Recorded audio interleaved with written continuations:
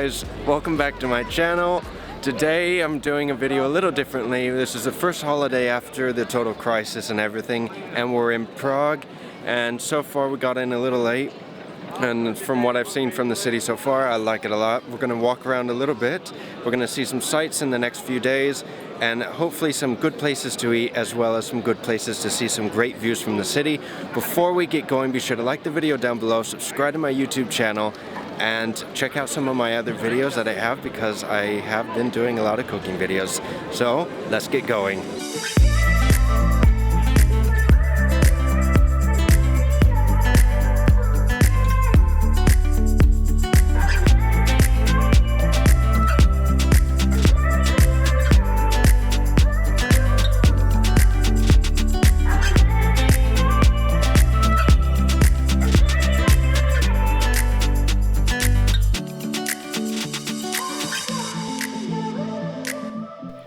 The city of Prague started right in the main square.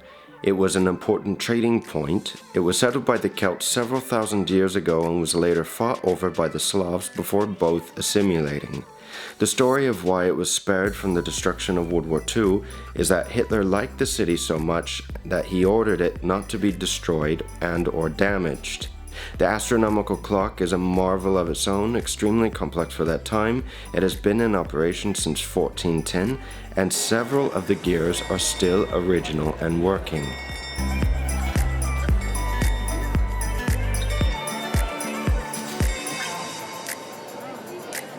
So, since we're a little thirsty, and we just got into the city, we're going to first stop by a bar and have a few samplers of beers before we walk around the rest of the city.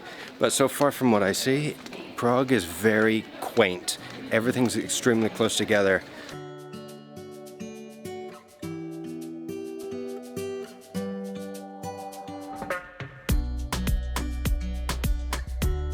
If you're looking for a great place to come to get some craft beer, I'll leave the link down below and also the name of it, because I can't really pronounce it. But if you want to, you need to ask them. You can go downstairs and there's a cellar from the 12th century that you can also check out. It's pretty cool. But guys, if you're looking for a great view or a place to catch the sunset when you're in Prague, this tower, it's the tower that's on Tower Bridge on the right hand side of the river, is a fantastic place to come. It doesn't cost that much. You have to walk up a lot of stairs, but it's not that busy. A lot of people don't know about it, and you have some fantastic views of the place as well.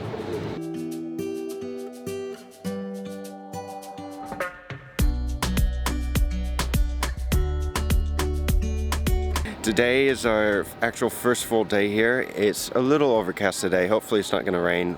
We're going to be walking up to the castle, if you can see behind me. And you can also take a tram if you want. Prague is very pedestrian, so it's very easy to get everywhere that you want to go. But if you want to, the best way to get from point A to point B would be to take the tram. It's also very easy to find in Prague. As you're walking and crossing the bridge, there will be a few things that you'll see, a few ornaments. Most of the statues are black, but you'll see a few spots that are rubbed down, and these spots are meant either as good luck or that you're going to return to Prague.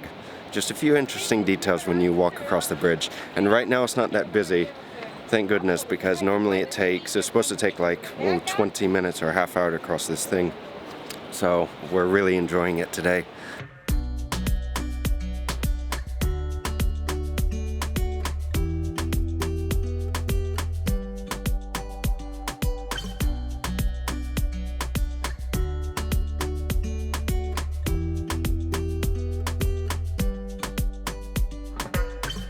So guys, if you want some excellent views over Prague, you can come to St. Nicholas Church. It only costs about 100 Czech crowns, or about 4 euros. It's very, very cheap. And you have some excellent views over the city. It's really breathtaking. Not only that, but as you can tell, it's extremely busy, of course, because nobody knows about it. So it's one of these little secrets about the city that you should definitely check out when you come.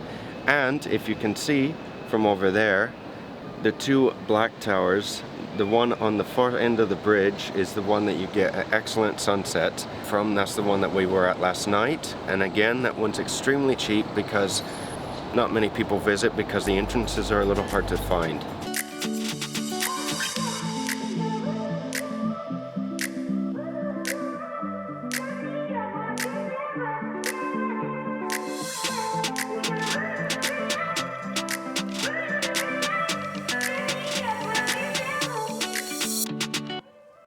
We finally made it to the castle today.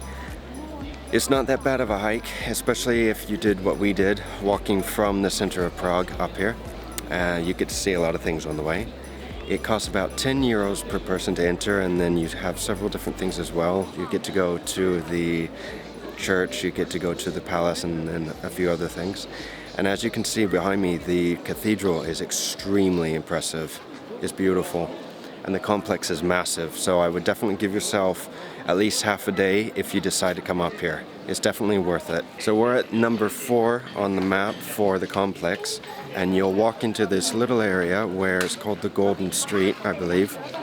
And when you enter, there'll be a little shop directly in front of you. You need to go in.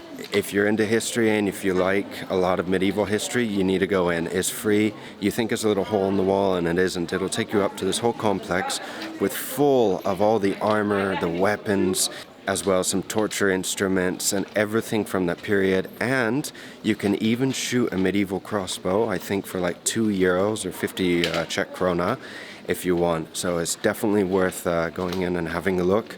And I highly, highly recommend visiting this complex, or the castle complex. Is worth the money. If you decide to visit the castle, we found a little place. It's just beneath the castle, off the main street, so you really have to look for it. But it's some excellent food, and it's extremely cheap in comparison to what we're used to. We tasted for the first time goulash, and what else? Duck, and what was that? The appetizer that we also and then ate? we had some camembert as well, but it was very, very tasty. Cider and beer, and we just paid 20 euros. It was excellent. Yeah, excellent. no, and also the beer, you get almost a pint for about 2 euros, so it's not that bad. We've been walking around a little more today. It started raining a lot, and we decided to come to a place that's been highly recommended. It's called Kantena.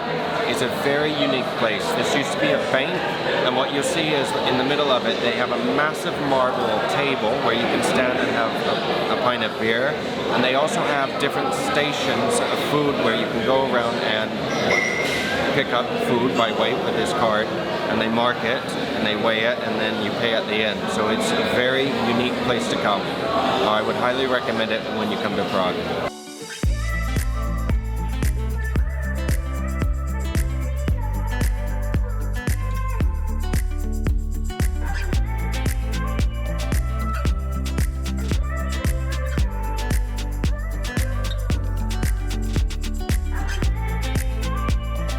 Today has been a little rainy. We got up early. We went on a free tour this morning, and that was about 2.5, 3 hours, and it was raining a lot. We just had a quick bite to eat at one of the cafeterias, one of the local sandwiches here. I think they call them plebiches, I think. I may be pronouncing that wrong.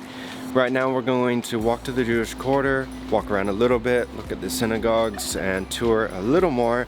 And that pretty much will wrap up the end of our trip to Prague.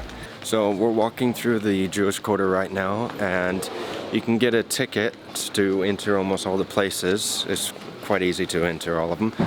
The thing is that almost all the buildings in this area are now new. The only traditional or the original building still standing is the new and old synagogue, which is right in front of us, and I believe the cemetery and maybe 1 or 2 others. But when you take the city tour, it's not included when you take the city tour, of course, but they do explain a lot of the history, so you don't have to pay to enter if you don't want to. The old Jewish cemetery is not the only one in the city. However, it is the oldest, and it has been working from the 14th century to the late 1700s. Due to laws not allowing any other places for burial and reconstruction of the Jewish quarter, the only option was to elevate the cemetery, which is what we see today. Some spaces are layered up to 10 deep. There are over 12,000 tombstones, and some estimates of over 100,000 are buried here.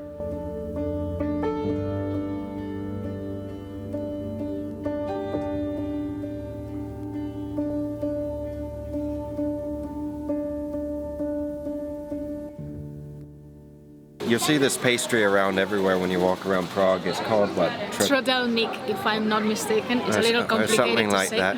But you'll see them everywhere. They're very cheap, and sometimes they put ice cream inside. We chose some white chocolate. You can choose dark chocolate if you want, but it's something unique when you come to Prague. There's everywhere, like I said, so you can find them anywhere you go, but it's something that you should try as well. So it goes maybe between 2 or 4 euros. Yeah, so it's something tasty though. This is where I'm gonna stop the video. We had about 2.5 days in Prague. The first day was brilliant. It was sunny. The last day, yesterday, was a little rainy, and today it's been raining quite a bit. It just stopped right now. I hope you enjoyed this video. Be sure to check out the rest of my videos that I have up on my YouTube channel, and if you have any questions or comments, don't hesitate to ask. Be sure to like the video down below and to subscribe, and a next stop I'll be seeing you guys is Vienna. See you there.